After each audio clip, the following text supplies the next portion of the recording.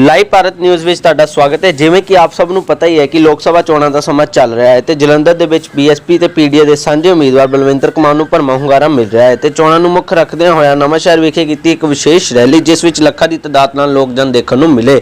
ਤੇ ਇਸ ਰੈਲੀ ਦੇ ਵਿੱਚ ਮੁੱਖ ਮਹਿਮਾਨ ਵਜੋਂ ਰਾਸ਼ਟਰੀ ਪ੍ਰਧਾਨ ਮੈਡਮ ਮਾਇਆਵਤੀ ਵਿਸ਼ੇਸ਼ ਤੌਰ ਤੇ ਪੁੱਜੇ। ਇਸ ਰਿਪੋਰਟ ਨਾਲ ਪੱਤਰਕਾਰ ਰਮੇਸ਼ ਕੁਮਾਰ ਬੱਦਨ, ਲਾਈਵ ਭਾਰਤ ਨਿਊਜ਼।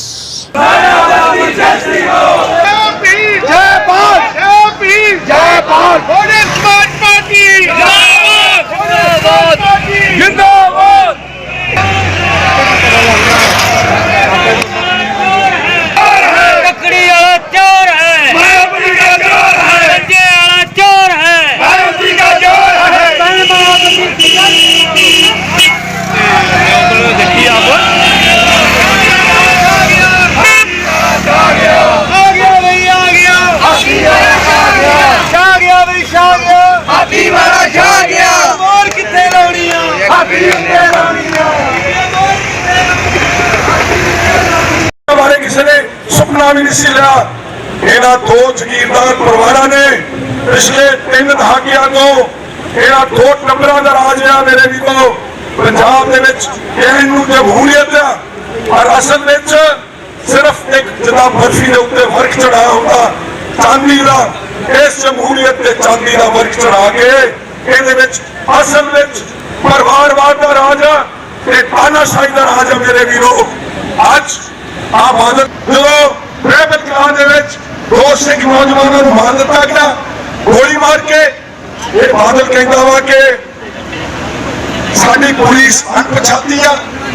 इस बंदे ने सिखा का, अपने धर्म के लोगों का, अमृतधारी लोगों का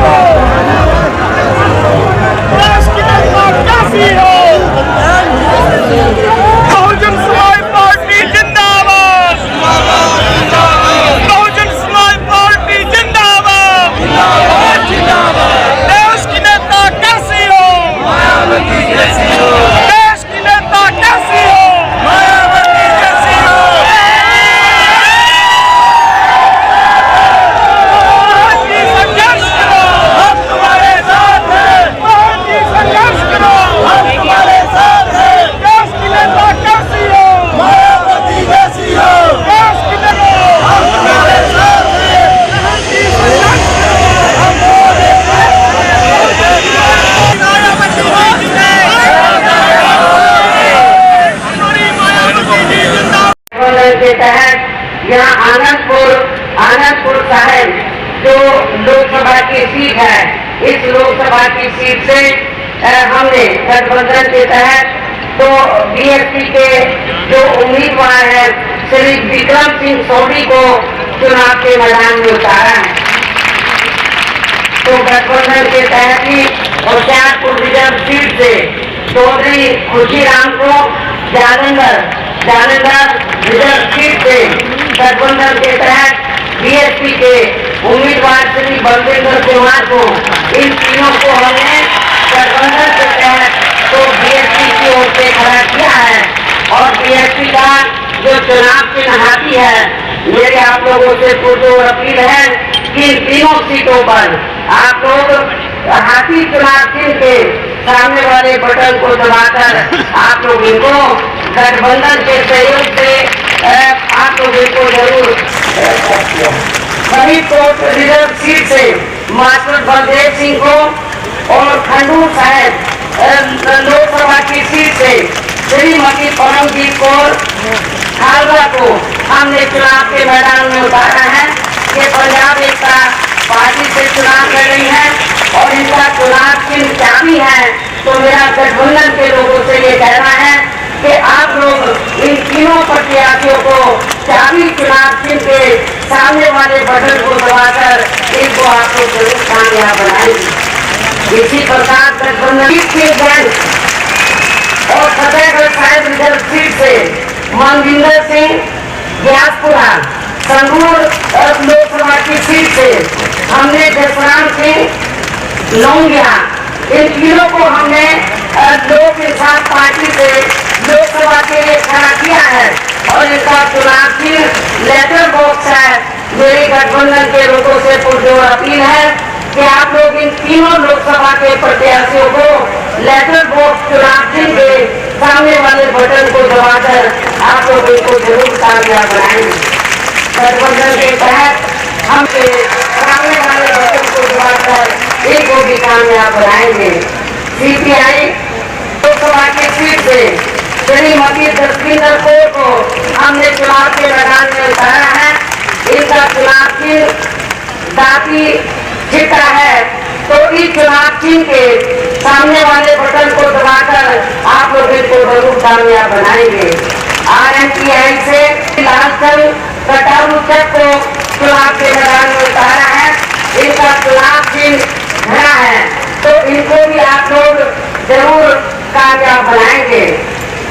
तो इसको जिक्र आप लोगों के सामने किया है। तो मेरी गठबंधन के लोगों से पुरजोर अपील है कि आप लोग गठबंधन के तहत तो जो इनके चुनाव चिन्ह हैं उनके सामने वाले बटन को दबाकर इनको आप लोग जरूर कामयाब बनाएंगे। मुझे ये भी मालूम हुआ है कि संयुक्त अकाली दल का कोई उम्मीदवार नहीं है। इन्होंने बिना शर्त हमको समर्थन दिया है और जो यहाँ मंच पर मौजूद है इनके अध्यक्ष गुरजीत सिंह और SPTI का भी कोई उम्मीदवार नहीं है। इन्होंने भी हमें बिना शर्त समर्थन दिया है। उनके साथ से जो यहाँ पर मंच पर मौजूद है इनकी मैं बहुत बहुत आभारी हूँ और हमें आप लोगों से यही उम्मीद कहना है कि आप लोगों को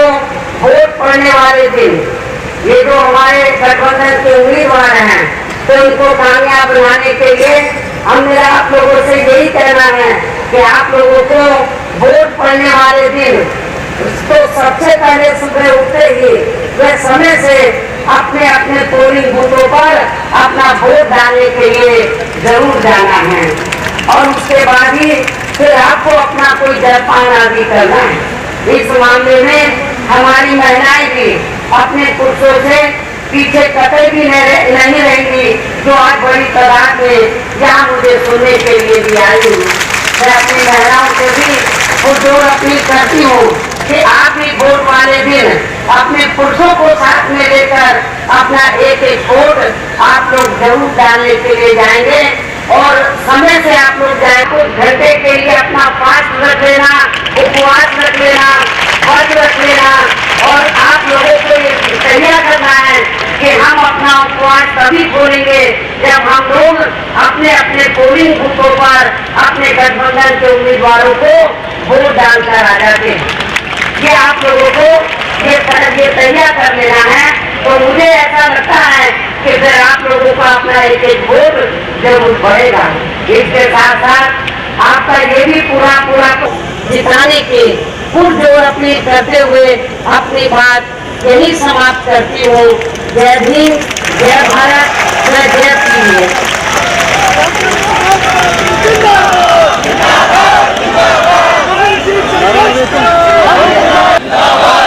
बहुजन समाज पार्टी जिंदाबाद, बहुजन समाज पार्टी जिंदाबाद,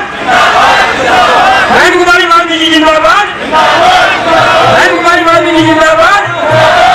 बहन कुमारी मालवी जी जिंदाबाद, बहन कुमारी मालवी जी जिंदाबाद, बहन कुमारी मालवी जी जिंदाबाद।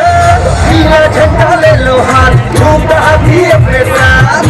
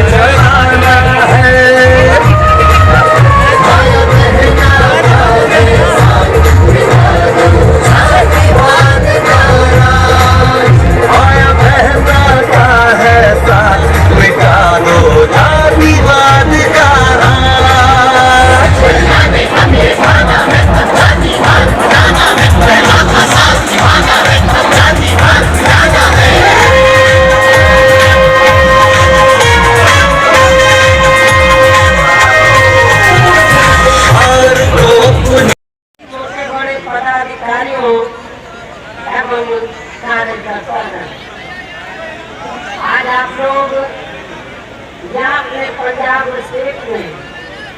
लोकसभा के लिए हो रहे आम चुनाव में अपने इस बड़े गठबंधन के सभी उम्मीदवारों के समर्थन में मेरे साथ साथ पीडीए के सभी दलों के राष्ट्रीय अध्यक्षों को भी सुनने के लिए यहाँ भारी संख्या में इकट्ठा हुए हैं, तो इसके लिए मैं आप सभी लोगों का हार्दिक दिल से आभार प्रकट करती हूँ। इसके साथ साथ मैं सरदार सुखपाल सिंह खेरा, राष्ट्रीय अध्यक्ष पंजाब एकता पार्टी, सरदार सिमरनजीत सिंह बैंस, राष्ट्रीय अध्यक्ष लोक इंसाफ पार्टी, श्री जयंत सिंह बराड़, राष्ट्रीय अध्यक्ष सीपीआई, श्री धर्मवीर सिंह गांधी, राष्ट्रीय अध्यक्ष अपना पंजाब मंच, श्री हरकमल सिंह, राष्ट्रीय अध्यक्ष आरएमपीआई व सरदार गुरदीप सिंह, राष्ट्रीय अध्यक्ष संयुक्त अकाली दल का, तथा अन्य कुछ और दलों का भी जिनके अध्यक्ष मंच पर भी बैठे हुए हैं, इन सभी का भी मैं हार्दिक दिल से आभार प्रकट करती हूँ, जो अपने बने शुरू में केंद्र व देश के अधिकांश राज्यों में भी ज्यादातर सत्ता जहाँ इसी कांग्रेस पार्टी के ही हाथों में केंद्रित रही, किंतु यहाँ खास ध्यान देने की बात यह है कि कांग्रेस पार्टी के केंद्र में व अधिकतर राज्यों में भी लंबे अरसे तक शासनकाल में इनके अधिकांश मेरी गलत नीतियों व गलत कार्य प्रणाली की वजह से ही फिर इस पार्टी को केंद्र में काफी राज्यों की भी सत्ता से पार होना पड़ा है। लेकिन कांग्रेस पार्टी के लंबे अरसे के शासनकाल में आपके पंजाब सहित पूरे देश में ना तो गरीब लोगों की गरीबी दूर हो पाई, ना बेरोजगार लोगों की बेरोजगारी दूर हो पाई, तो पूरा करते हुए नजर आए। इतना ही नहीं बल्कि परम पूज्य बाबा साहब डॉक्टर अम्बेडकर पहले कानून मंत्री बने थे, तो उस समय बाबा साहब डॉक्टर अम्बेडकर ने ये महसूस किया सरकार में रहकर कि जो मैंने अपने लोगों को कानूनी अधिकार दिए हैं तो उनका पूरा लाभ इनको नहीं मिल पा रहा है। और इतना ही नहीं, उस समय बाबा साहब डॉक्टर अम्बेडकर ने कानून मंत्री पद के ऊपर रहते हुए तो उस समय पंडित नेहरू को ये कहा था कि मैंने भारतीय संविधान में दलितों को, आदिवासियों को, अन्य पिछड़े वर्गों के लोगों को जो कानूनी अधिकार दिए हैं उनका पूरा लाभ नहीं मिल पा रहा है। और जो अति पिछड़े वर्ग के लोग हैं जिनकी तादाद इस देश में बहुत ज्यादा है, उन्हें आर्टिकल 340 की व्यवस्था की है ताकि इसके तहत कमीशन बने और कमीशन फिर अपनी रिपोर्ट दे और उस रिपोर्ट के आधार पर इस देश के दलित और आदिवासियों की तरह अन्य पिछड़े वर्गों के लोगों को भी आरक्षण की सुविधा मिले। ये बाबा साहब डॉक्टर अम्बेडकर ने उस समय पंडित नेहरू को ये कहा कि आपको अति पिछड़े वर्गों के लोगों को भी आरक्षण देने के लिए, इनको और भी अधिकार देने के लिए कमीशन बैठाना चाहिए। लेकिन उस समय कांग्रेस पार्टी ने बाबा साहब डॉक्टर अम्बेडकर की बात की तरफ ध्यान नहीं दिया, उनकी बात को नहीं माना। तब जाकर फिर परम पूज्य बाबा साहब डॉक्टर अम्बेडकर ने ये महसूस किया कि जब मैं कानून मंत्री पद के ऊपर रहकर अपने लोगों को कानूनी अधिकारों का पूरा लाभ नहीं दिलवा सकता हूँ तो फिर मुझे इस पद पर रहने का कोई नैतिक अधिकार नहीं है। तो इसलिए फिर बाबा साहब डॉक्टर अम्बेडकर ने कांग्रेस पार्टी के उदारता लाभ आप लोगों को कांग्रेस पार्टी की सरकार के रहते हुए नहीं मिल सकता है। जो सरकार जातिवादी हो, पूंजीवादी मानसिकता की हो,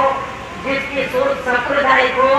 आप लोगों को लाभ नहीं मिल सकता है। इसलिए बाबा साहब डॉक्टर अम्बेडकर ने उस समय इन वर्गों के लोगों को ये कहा था,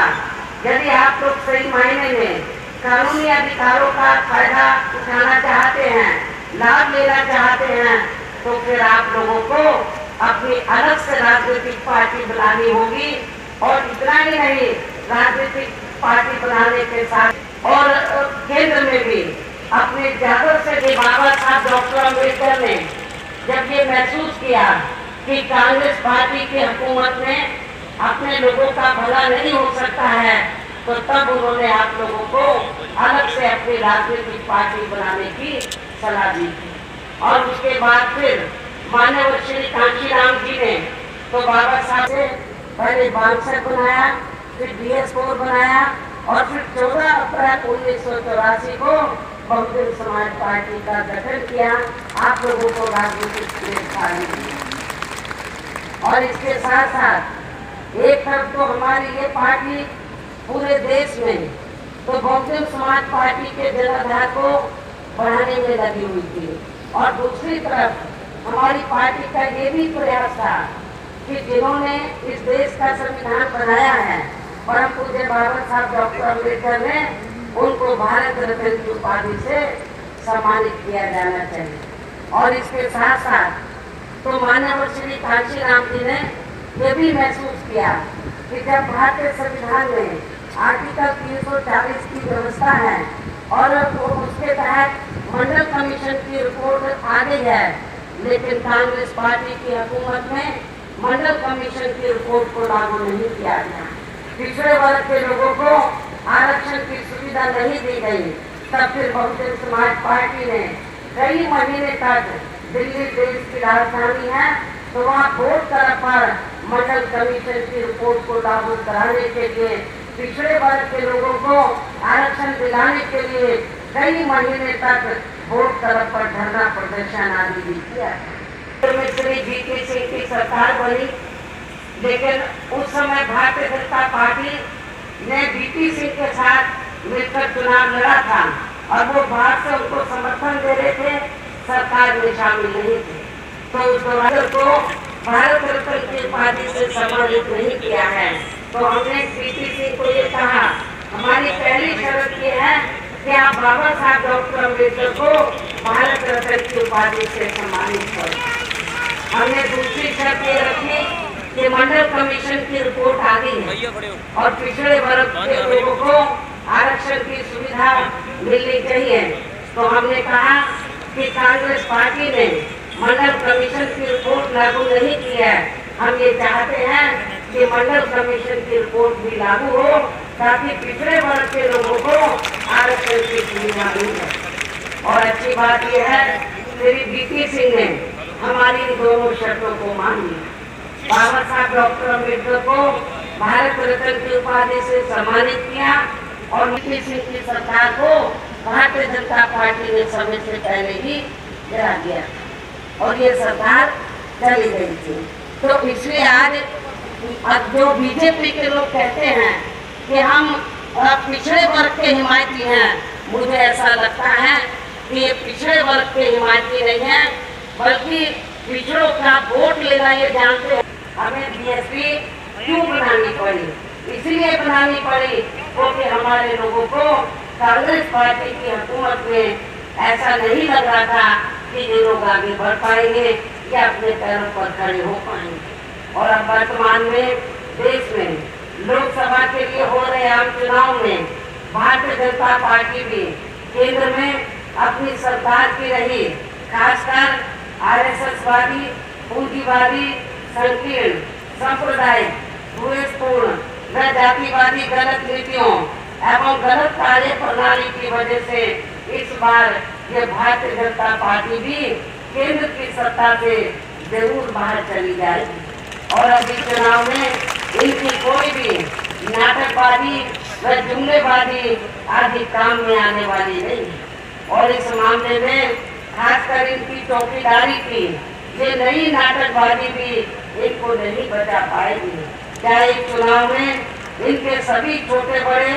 चौकीदार भी मिलकर अपनी कितनी भी ताकत क्यों न लगा लें, इनको यहाँ अकाली दल भी नहीं बचा पाएगा। और इसकी मुख्य वजह ये है कि वर्तमान में प्रधानमंत्री श्री नरेंद्र मोदी ने यहाँ पिछले लोकसभा के हुए आम चुनाव में देश के विशेषकर गरीबों, कमजोर तबकों, ज्यादातर समय में ताकत दी। यहाँ इनके अपने बड़े बड़े पूंजीपतियों एवं धरना सेठों को ही और भी ज्यादा मालामाल व धनवान आदि बनाने में तथा इन्हें हर स्तर पर बचाने के लिए इनकी पूरी चौकीदारी करने पर भी लगा रहा है। जबकि यहाँ देश के किसान तो इस सरकार में शुरू से ही अपनी विभिन्न समस्याओं को लेकर काफी ज्यादा दुखी हैं और अभी भी हैं। इसी प्रकार केंद्र में पूर्व की रही कांग्रेसी सरकार की तरह ही वर्तमान भाजपा सरकार में भी इनकी खासकर जातिवाद, मुस्लिम, सिख व अन्य धार्मिक अल्पसंख्यक समाज के लोगों का भी कोई खास विकास व उत्थान आदि नहीं हो सका है। और इस मामले में वैसे आप लोगों को ये विदित है कि पूरे देश में अभी तक भी यहाँ दलितों, आदिवासी